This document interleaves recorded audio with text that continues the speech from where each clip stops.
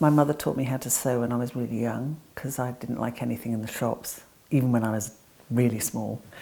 And it led me to go on to become a fashion designer. I went to college at Brighton first and then Royal College of Art in London. I realised a lot of people finding it difficult to get the clothes they wanted in the high street. And the high street also, I don't think, gets women of 50 aren't old, but they are not wanting to wear what may look great on a 20-year-old catwalk model.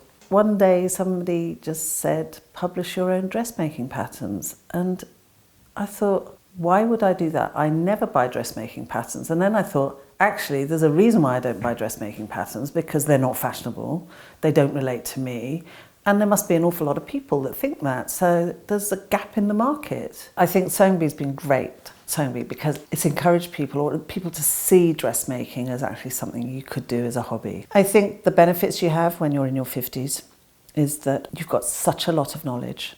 I have drawn upon everything I've learnt in the fashion industry and as a consumer.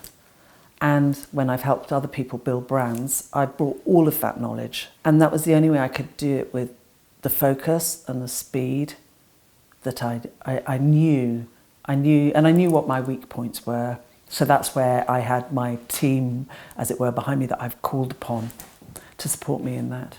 My top tips are: make very sure that you're focused about your idea. If there's a gap in the market, fill it, but fill it to the best of your ability. Take ownership of it. You've got to be proud of what you do, and you've got to like what you do.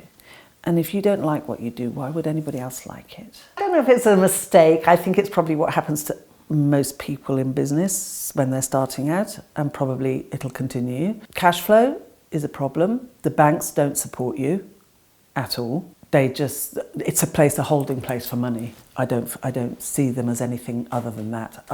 So I've financed it in all other ways. I will be in profit early 2016, if it goes according to plan. David Bowie was the most influential person when I was growing up. The fact that you can change your image, and I change my image every week. And I think I'm of that generation that clothes and music. I've just read the brilliant book by Viv Albertine. Fantastic. Clothes, boys, music. Well, that's what life's about, isn't it?